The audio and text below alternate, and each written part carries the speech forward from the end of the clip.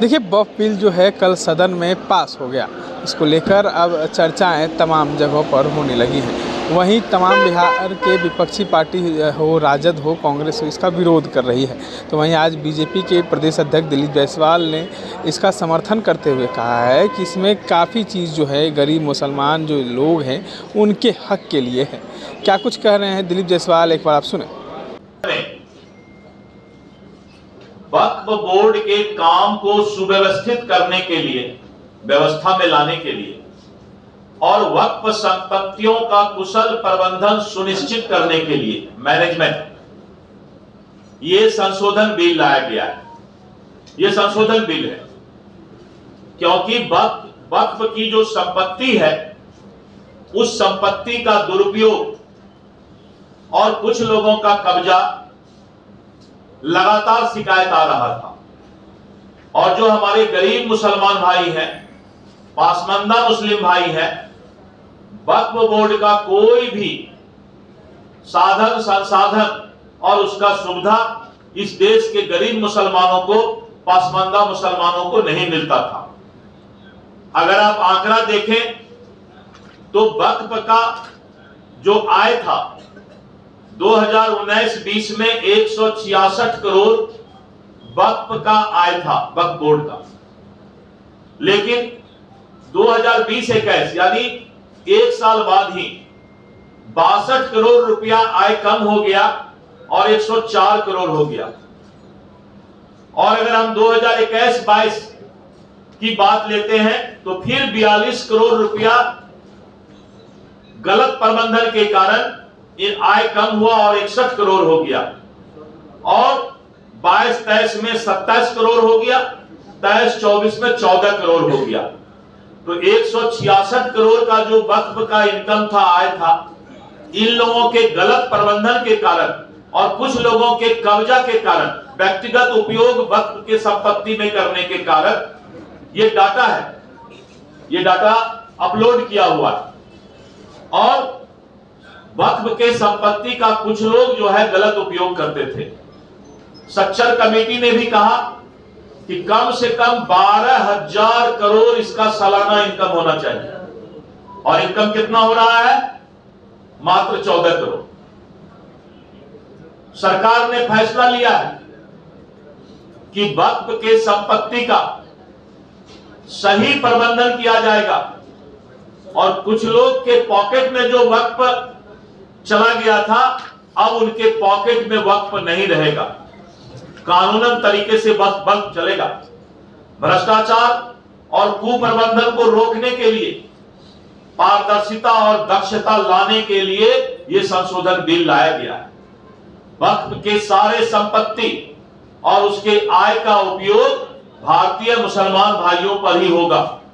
संशोधन बिल में ऐसा नहीं है कि वक्फ के संपत्ति या आय का दूसरे जगह कहीं खर्च किया जाएगा, लेकिन उसका जो भी इनकम आएगा, आय आएगा, वो भारतीय मुसलमान भाइयों पर खर्च किया जाएगा। और जो 14 करोड़ आय है उसको बढ़ा करके 12,000 करोड़ आय किया जाएगा। ये सच्चर कमेटी में भी कहा। तो इतना बड़ा संपत्ति को और बिना किसी आय के रखा गया था कुप्रबंधन के कारण, तो वित्तीय पारदर्शिता इसमें नहीं था, फाइनेंशियल ट्रांसपेरेंसी नहीं था। और अब इस संशोधन बिल के बाद वित्तीय पारदर्शिता आएगा, राजस्व में वृद्धि होगा, लक्षित आवंटन बढ़ेगा, उन्नत निगरानी होगी और वक्फ बोर्ड के लिए आत्मनिर्भरता होने से सरकारी सहायता पर निर्भरता कम हो जाएगी। और इसके साथ साथ वक्फ बोर्ड का सर्वोत्तम उपयोग करने से वक्फ बोर्ड की संपत्ति का प्रति वर्ष आय 12,000 करोड़ रुपया से अधिक राजस्व प्राप्त होगा, जो गरीब मुसलमान भाइयों के स्वास्थ्य, शिक्षा, देखभाल, कौशल विकास और आर्थिक विकास, सामाजिक विकास का भी काम करेगा। तो वक्फ पर गांव के सबसे अंतिम पंक्ति में बैठा हुआ गरीब अकलियत भाई, मुसलमान भाई का भी हक हो, यह संशोधन बिल वह अधिकार दिलाने का काम करेगा।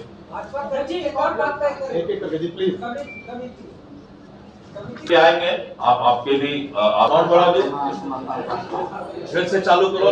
और जितनी प्रॉपर्टी थी ये सब पर अपार्टमेंट बन गया, सब लोगों ने लूट काट किया।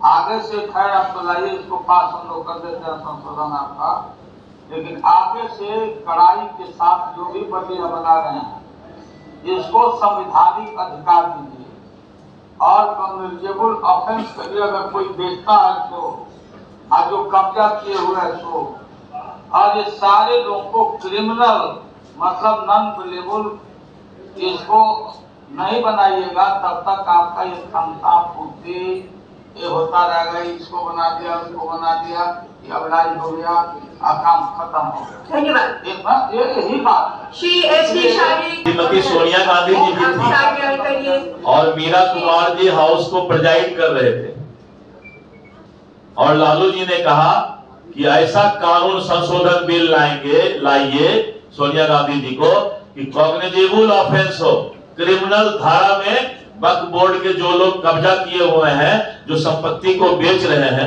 उतना ज्यादा तो बीजेपी नहीं कर सकता है, क्योंकि यही लोग फिर बोलेंगे कि सेकुलर पार्टी नहीं। अपने पिताजी को पहले पूछ ले तेजस्वी जी जाके एक बार, पिताजी के भरोसे तो राजनीति कर रहे हैं। पिताजी का नाम अगर नहीं होता तो तेजस्वी यादव को कौन जानता? एक मिनट। पिताजी का नाम अगर नहीं होता तो तेजस्वी यादव जी को कौन जानता? आप ही में से कोई बताइए।